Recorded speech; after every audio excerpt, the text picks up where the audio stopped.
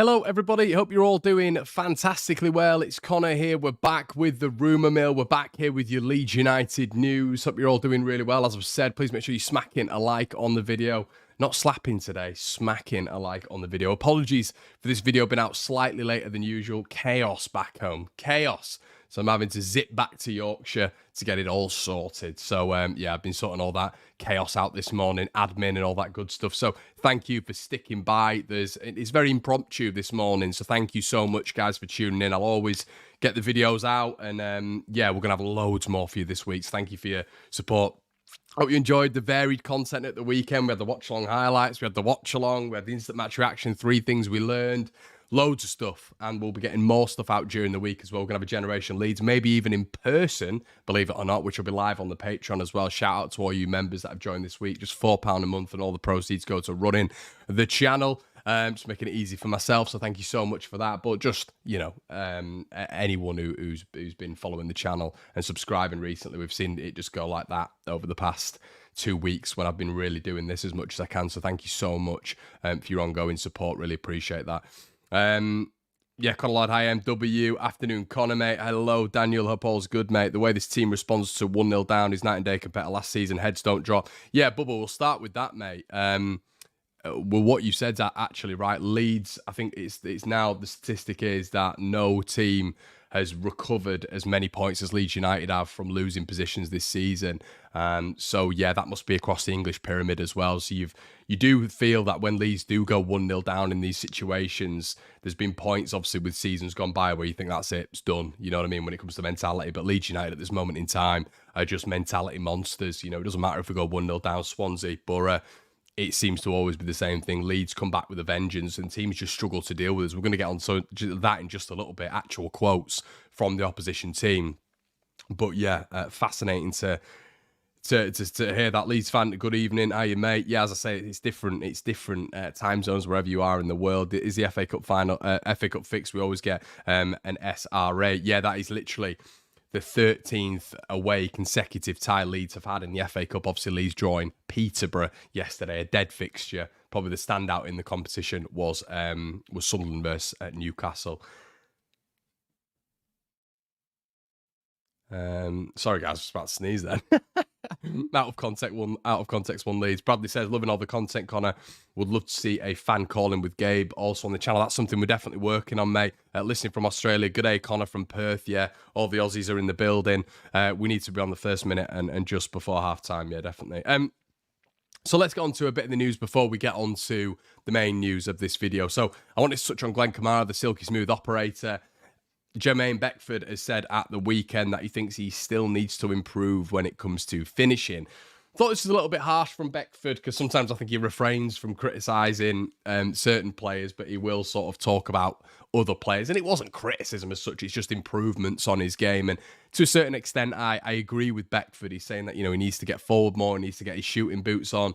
But, you know, it's difficult for Kamara because I think it's a multifaceted role. I think, you know, he's been asked to go forward, but I think Leeds are playing on the front foot so much that when we are counter-attacked on, he's also been asked to defend heavily as well. You saw that in the Borough game. It's not just a job of him getting forward consistently. It's a job of, well, hold on, I have to mediate here, I have to get back and defend. It's not a natural number 10 position, and that's where it's going to be interesting to see if Leeds delve into that in the January months. Kamara is doing multiple things. He's arguably doing more than Ampadu because he's getting forward, but he's also been asked to defend a hell of a lot. And I think that is slightly harsh from Beckford because it's almost diminishing what he's doing right now. It's like, yeah, he can get forward, but honestly, when I'm watching Kamara, I think he's one of the fittest players on the pitch constantly because, as I've said, he's getting forward, he's offering options going forward, and he's also getting back and being part of that defensive double pivot with Ampadu, whereas Ampadu just almost sits there consistently, a la Tyler Adams, a la Calvin Phillips. So I think what Kamara's been asked to do is get forward, but also have that defensive nuance about him as well. So I think it's a little bit harsh to say he needs to be adding goals to his game. I understand what Beckford's saying, but this is a midfielder who primarily is being asked to defend a double pivot. It's not a midfielder who's been asked to be like an advanced number 8. I think we've got that forward line who literally, you're just seeing our back line, you know, comprising of sort of like a back 7, including Ilan Meslier. Just give the ball to Somerville, give the ball to James, give the ball to Perot, Rutter, you guys go, and Kamara will just supplement that occasionally. But yeah, I don't think he's really had the opportunity to delve into goal scoring yet, because I think he's just, positionally, I think he's fantastic. And we saw that at the weekend, we were on an attack. Instantly, the ball's played over the top. Eli Mele makes a very interesting judgment to come out, full speed ahead. Joe Rodon mops it up, passes the ball to Glen Kamara, who had to be in a defensive position there. So when the ball's at the other side of the pitch, Glen Kamara can't be up there. He's got to be aware. He's got to use his football brain to say, when do I need to go? When do I need to stay? And he mopped up and did a lovely little turn and got Leeds out of trouble. So yeah, it's a really good role that Glen Kamara is playing at this moment in time. But I think criticising his finishing and him needing to add more goals to his game when Leeds are scoring a lot of goals at the minute, I think that's slightly harsh. Kamara does what he was bought for. Alan, that's where I'm at, mate. I don't think saying that he needs to, add more goals to his game. I just think that's a little bit lazy from Beckford. He's doing a lot right now, and I don't think his job at all. I don't think his job. But from Daniel FARKE is to get to score goals. I think it'd be nice. It'd be a nice addition. But I think if anything, he's there to just create a little bit of space, another option, and to supplement the attacking players that we have. But yeah, Sam B says the way he returns when receiving the ball is incredible. Rewatch the game and you don't I'll get onto your comment in a bit, mate. James Squire says, hey, from Melbourne, Connor, loving the Aussie support. Always, mate, always. That's his job. Beck's been a tad silly there. If he wants a player to add more goals, surely it's Rutter. Kamara has surprised me, given the calibre of football up in Scotland. I imagine he was like Messi up there. Great job, Connor. Love your channel. Cheers, my friend. Really appreciate that one. Yeah, so just interesting from Beckford. I get what he's saying. We do need to add more goals from midfield, but I don't think a double pivot, we should ask too much of that. I would rather Kamara be in that central space and be a little bit more aware than bombing on forward and being a fifth option in attack. I don't think that's realistic, to be honest with you. And it seems like you guys seem to agree as well. Hey up, Joe. Hope you're all right, mate. But yeah, for me, as a number of you have said, Beckford said, very impressed. The partnership with Ampadu is fantastic. He's had one or two chances. He's rushed it a little bit. Needs to take more time. I think that's slightly harsh. But anyway, Ethan Ampadu has been on social media. You guys will have caught it, but some of you I know don't have Instagram and Twitter and all this good stuff, which I'm jealous. I'm jealous of all you lot, because what a tranquil world you must live in. But yeah, he said, I'm paraphrasing here, I can't remember the quote, but Joe Rodon put something out on Instagram, and I think Ethan Ampadu put something the like of please sign, or something like that. Sign please, or something like that. Which was on Instagram. Obviously, it's on a public platform, and it just shows how influential Joe Rodon is in that changing room. What I'm seeing with Joe a lot more now is in barking orders. I'm seeing barking orders. And listen, Pascal's longevity within the side meant that he got the captain's armband at the weekend. I really like Pascal. But overall, when you're looking at leadership qualities, Joe Rodon is that captain. I think, if you were to get him on a permanent deal, it does give me flashbacks of Ben White massively. I do think Ben White was a better player, but I like, when you look at Rodon and his influence, and that block at the weekend it's a match-saving block. It is a match-saving block. Borough could have got a little bit of momentum from that, gone on to do something. But even just getting a point out of Ellen Road at the weekend would have been a massive blow for Leeds. And just Rodon's anticipation, his athleticism to block that as well, because that wasn't easy, because Melier was miles out of it. And I just think how he's fitting from day one to this Leeds United setup has been nothing short of extraordinary. I'm such a massive fan of him. And yeah, I think the whole squad evidently thinks that Ethan is probably the captain within the ranks at the minute, in terms of obviously him being a permanent Leeds player. But you don't want to fall in love with a lone player, but we all have done, haven't we? Rodon has been consistently excellent when he's not been available. We've really struggled. That second half against Hull City, the game against Southampton, when, let's be honest, for 90 minutes we got ripped apart, and defensively we looked an absolute shambles. He is everything that we need in a centre-back, and he's everything that brings us into this new era, this FARKE era, and it's excellent we've managed to get him. I think there's a massive sort of like underestimation really with the Welsh connection as well. I think, him, Ampadu, James in there, that's why I was looking at Ben Cabango potentially for a January sign. I think getting that Welsh connection big makes him feel comfortable, makes all of them feel comfortable. They know each other's styles of play, what makes each other tick, for club and country. And I just think he's been excellent for Leeds United. And, you know, I think Ethan Ampadu has obviously illustrated that on his Instagram. And I think a lot of people within the Leeds United supporter base and player base know how good this guy's been. Bradley says, Rodon always looks like he's just pulled a hammy when he makes blocks, then he just gets up. Yeah, afternoon, Connor. I've been enjoying your increased content. Thank you so much, Gordon. Guys, unbelievably, there's nearly 450 of you in the building on an impromptu rumour mill. Please like the video, subscribe if you haven't already, and just know that there'll be more stuff coming. It might be a fair comment if we weren't scoring, absolutely no issue. I agree, and that's obviously on the Kamara thing we're talking about. Manjeet says, great points on Bex. What's your thoughts on Bamford's hair is louder than his shooting boots? Do you know what, mate? Bamford's hair, I have thought about doing it before, but I have always been a bit out there with my hairdos. I think when I've had one Leeds, I've had about 70 different hairstyles. So the platinum blonde look, I've always thought about doing, but I thought I can't get away with it. I don't think he can get away with it, but maybe he's just thinking to himself he needs to reinvent himself. And I'm just happy he's got a haircut, which is good. Pros on the Leeds official podcast, he thinks that the front half group partnership hasn't fully clicked yet and they can get a lot better. I've been watching Rodon for years as a Wales fan, but you can tell he's playing regularly now. The difference is palpable. Yeah, exactly, mate. Exactly. Yeah, all good, Paul. Thank you so much. That's it. Playing regularly, obviously didn't do it for Rennes, not done it for Tottenham. The real regularity in Rodon's play has been at Swansea, you know, and he's not been able to replicate that really. And now he's got a home at Leeds. Very similar, excuse me, to Ethan Ampadu. Regular football, consistent football is massive for players, and he'll be looking to bed down in Leeds if there is a conversation about him potentially getting a move. And I think the thing with Leeds is being a Leeds United player, your profile increases so much in comparison to being a Plymouth player or an Ipswich player or, you know, with all respect, like a Southampton player. Any player that's at Leeds, the noise, if Leeds fans love him, if Leeds fans love that player, the noise around that player is going to be massive, and other clubs are going to pick up on that. You might think that's inconsequential. It's not. Do you remember the noise around Ben White? Now, Ben White was fantastic, and he's playing at the top level. He's probably going to win the Premier League this year.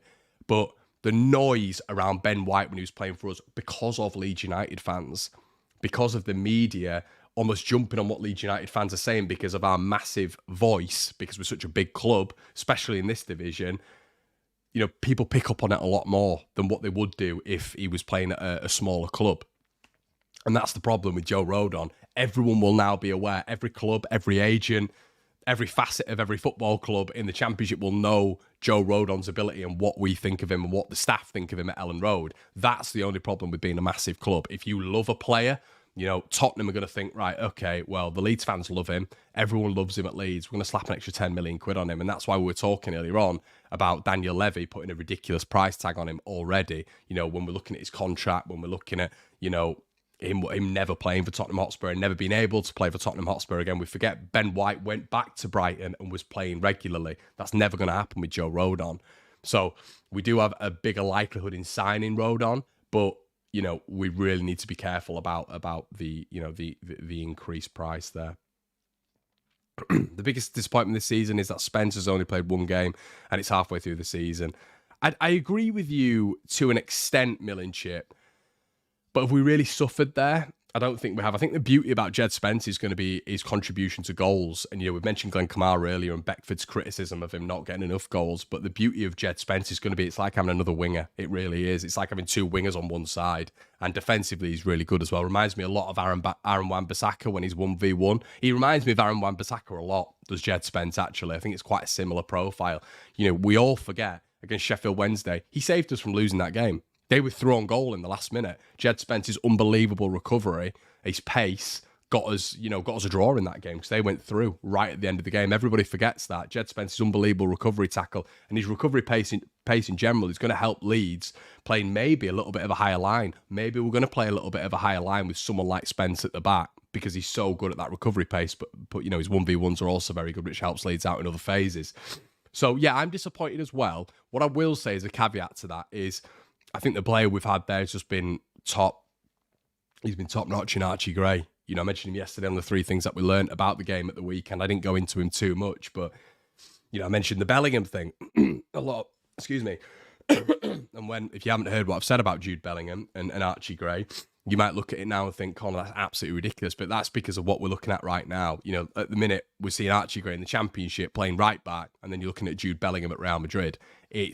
the states are very different. But when I've mentioned Archie Gray and Jude Bellingham, I'm talking about the trajectory of both, the similarities in both in terms of impact in their first season in the Championship, the clubs that were looking at Bellingham, and now the calibre of clubs that are looking at Archie Gray and have been for years. We spoke about Finley Gorman going to Man City. These clubs have been looking at Archie Gray for many a year now. They have, that's fact. And it's going to be really, really difficult for Leeds to keep hold of him. And I think the trajectory of his career potentially could match that of Jude Bellingham. The only thing with Archie is he seems extremely young in terms of temperament and personality, whereas Jude Bellingham at the age of 16 seemed like a leader. He was cocky, he was abrasive, he was confident, he was I'm not saying Archie isn't articulate, but in interviews he was very, he believed in himself. He'd pump himself up a little bit, and I think that's the Real Madrid bravado that you need. But it's interesting that Dortmund were also looking at Archie Gray, and I just think, I'm not saying he's going to replicate what Jude Bellingham's done, but what I am saying is I think the ability is there, the potential, the ceiling is there. I really do believe that with Archie Gray. We can't understate what he's done this season. Right back, central midfield, and the performances he's been putting out, it's very, very similar to what Bellingham was doing. Very, very similar. So, yeah. Looking forward to the Connor Mullet. Hi, Connor. What do you think about the GK position? What are you talking about? Connor's just starting his career. I don't know what that means. Are you talking about Archie? Archie's keeping him out. Just a question, Connor. Can Djed play at left back? He can. Yeah, Djed Spence can play at left back. I don't think he's I'd want that consistently, but he can play at left back. With any luck, Djed Spence can open up more pressure on the right-hand side and let Dan James run rampant. Hey, Sujal, great to catch this live. Good result of the weekend. Really like Rutter. And think with maturity, his finishing could improve. I think FARKE will do that in time. So yeah, listen. I don't want to go overboard with Archie. All I'm saying is I believe there's a massive upward trajectory there. And do you know what I think? What really reminds me of Bellingham, and I keep mentioning Bellingham, and I know you guys will be getting sick of it, but I just think it's a nice comparison. It's aggression. I think Archie at a very young age is aggressive. He's combative. You saw it the weekend when he went down with Bangura, and he's over him, and he's like, yeah, what? I'm over you, and pushes Bangura down. Now, a lot of people may say, Connor, that's ridiculous. You can't measure that. But that you don't see that a lot with youngsters. It's the aggression, it's the competitiveness, and top level teams will be looking at that and thinking, oh, okay, he's got a bit about him, this lad. Because not only is it the ability, but it's the ego, it's the belief in himself. And that is what Bellingham's got. It is. And if Archie can match the ability with that, playing in two positions, fair play. Do you think Archie... oh, sorry, Dale, I didn't see that, mate. Do you think Archie leaves so early in his career? His family name surely holds pressure to stay. Yeah, I mean... I think it does hold pressure. I wouldn't measure that too much, but I think it does hold pressure. And I think Archie will be looking at Leeds. I think Bellingham, I keep mentioning Bellingham could have gone earlier and he stayed a little bit longer at Birmingham. I think it was January they were interested in him, and I think he then went in the summer. But yeah, I think it's going to be similar with Archie, to be honest with you. Same number as... Yeah, exactly, Louis. Good point. So we've spoken about Ampadu, we've spoken about Kamara. So... I wanted to speak about the outside perspective on Leeds United at the minute. Middlesbrough midfielder Dan Burlaser admits his side struggled to cope with the pace of Dan James and Crysencio Somerville during the 3-2 defeat. As we already know, this is going to be difficult for many teams to contend with. He said that with the pace they've got out wide, it can make it hard to double up because they're moving so fast. They're moving the ball so fast. They're so dangerous. It's interesting to hear an opposition player say that. We've heard a lot of opposition managers almost say, well, Leeds are difficult to like Michael Duff and I think we had the Wednesday manager saying it earlier on this season before he was sacked. Just you can't compete with Leeds. They're too good. They've got Willie Gnonto coming off the bench, but. It's interesting hearing a player come out and say it. We've heard managers say it, but it's interesting when you hear players come out and say it and just say, look, they're just too quick. They're just too quick. And I think that's the thing right now is I think Leeds need to, when it comes to tactically, we need to really hone in. What I don't like at the minute, and I'll be honest with you guys, and I think this is something that I've said multiple times, I think Daniel FARKE needs to really, really, really improve this team's press consistently. I think if we press teams from the off, we've seen it this season, when we press teams with the quality, pace, assurance, innovativeness, creativity, dynamism, fluidity we've got in that front 4, 5, if you want to include Kamara in that, Beckford. When we recover that ball high up the pitch, which we've done so many times this season, teams cannot deal with it. And if that's consistent and we push up as a unit and play a little bit of a higher line, that consistency at the back line, with the back line, I think the intelligence in that back line holds a really strong line, and we can get a little bit of effectiveness when it comes to calling other teams offside, but pressing up as a unit. Melier can be a little bit more utilised as sweeper keeper whenever that ball does go in behind, and we'd have to trust him there. But I think as a unit, I think FARKE, his message for me still is a little bit confused, because one half you won't see Leeds press at all, other half you'll see it. Sort of Swansea, sort of partially against Borough, definitely sort of against Leicester at the King Power. First half press, second half not so much. I understand it's to do with game state, but as we saw with Marcelo, if you're pressing as a unit throughout the game, I understand you can be pragmatic and maybe at 5-10 minute phases you don't need to press because, you know, you're maybe a little bit fatigued. But I think if we utilise a much more like aggressive and effective press as a unit, as a team, we batter teams. I think we get way more chances than we're getting now. I think, obviously, we make more ball recoveries in their half, and I think we get more chances. And I think we absolutely disembowel teams. Honestly, I thoroughly believe that, because you saw it against Bury, you see it against Swansea, you see it against Bristol, see it against QPR, see it against West Brom, see it against all of them. All the ones we played. When we press as a unit, they can't cope with us. And I think at the minute, FARKE, it's not frustrating as such, but I think he's not getting the best out of the system yet. And I know that's not a FARKE thing, but maybe he needs to adapt and trust the players a little bit. And this really comes to fruition when we're talking about Djed Spence. If we're playing a high line, if we're pressing as a unit, Djed Spence perfect with that, because his recovery speed's unbelievable. So I think we need to be a little bit more effective in a press over a 90-minute spell. And if we do that, Berlas is talking there about them not being able to cope with us. They just will get ran off the pitch straight away, and we're fit enough. You saw us in that Borough game. We ran them down. Kamara's getting to every ball. We're winning the second balls. In the Swansea second half, we're winning every second ball. Weren't in the first, we're in the second.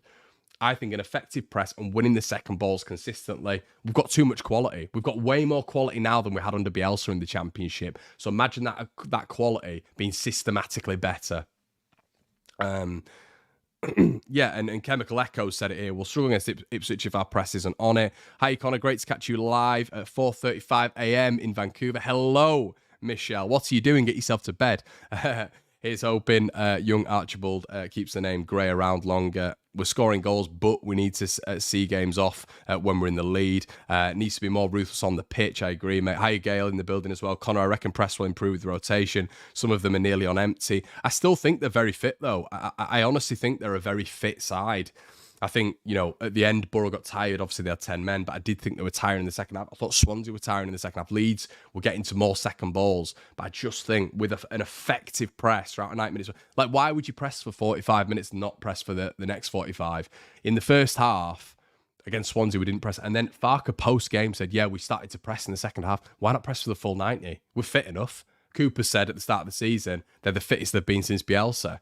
Surely we can effectively do that. And I think that is going to cause a lot of problems, because we have so much ability at the back, recovery-wise, and we can utilise Melee as a sweeper. I think it's perfect.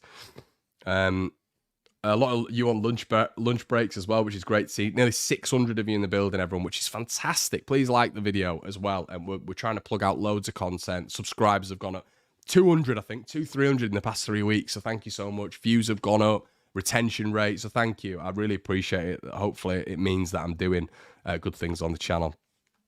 So on the title, you will see 25 million quid. Connor, what are you doing? Are you clickbaiting us? Absolutely not.